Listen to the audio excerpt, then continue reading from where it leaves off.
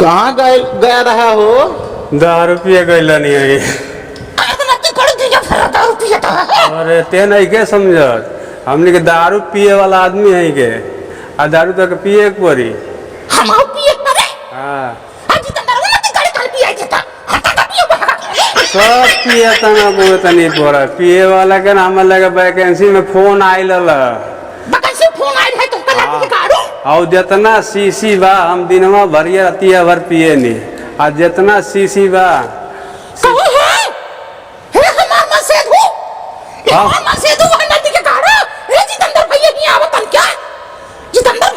अब हो जितेंद्र भैया तन यही आओ समझा। अरे ते फालतू हो गए कहते हैं, हम सब बात नहीं समझे हमार। हाँ हम पिए नहीं, हमारा दिमाग खराब। वो सीसीए जंत्र कितना अपना फायदा बा। हाँ हम कुछ बोले नहीं कि गाना दे हम कब बोल रहा है। वो सीसीए जंत्र कितना हमारा फायदा बा, बहुत फायदा बाटे वो सीसीए के। ये सीसीया है बान है सीसीया, ये सीसीया के हमर लगे फोन कैलला वाइस कंपनी वाला, आ कंपनी में फोन कैलस तो कहलस एक सीसिया अगर बिठोर के हमें कैसे ले गई एक जानते कितना कीमत बा? एकर 175 रुपया बा एक सीसिया के। सीसिया के 175 रुपया आ के खाली क के आ ये सीसिया के लेके जाई तो एक सीसिया तो 25 रुपया मिली।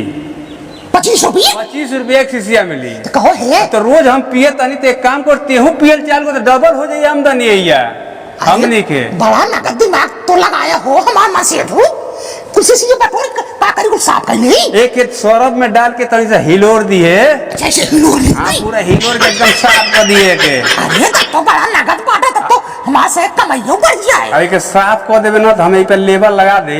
हां हई लेबलवा बतन काट दे, लेबलवा काट देबे, लेबलवा काट के जितना साफ कर देबे जानले आ उतने साफ में जाई होइया। अच्छा आ उतने हमनी के मुंह मांगत कीमत मिली और का। आते हम 2 गो पिए तनी 4 गो पिए तनी तो कम 10 गो पियो तब 10 गो। हां 10 गो सीसिया हुई से आई तब ना बिक्री होई। कहो हे ना दिखे का हुआ 10 गो पिए तो पहले होश में रह भाई। अरे होश में रह के पियो ना, रोज साफ होए के करबे वो सोच। अच्छा चलो तो ठीक बात, हम साथ साथ करत है कमाई बढ़ जाए ना, बढ़ जाए ऐसे से आदमी करता ना, आदमी राजा बन गेल बने। चल ठीक बात है सीसिया सीसी बड़े को पटोल लेते हैं। हां बिटोर ले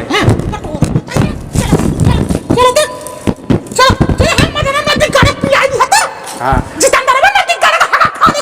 जितना बाने को सब कुछ लिया के पिया हुआ सीसी अपन मिली फायदा अपन होई। हां जितना बने दिगाड़े के बटना न दिगाड़े कुल पिया हुआ। हां 150 के पिएबे 200 के पिएबे तो 25 रुपया हमनी के मिल जाई। 25 रुपया को मिले और का। अरे हमार राजवा हो, अरे हमार मन से दूध तो बड़ा नगद पाता तब बस और का। हां चलो ठीक बढ़िया बिजनेस सोचे नहीं है। हां ठीक बड़ी बिजनेस बहुत नगद समझे बात है।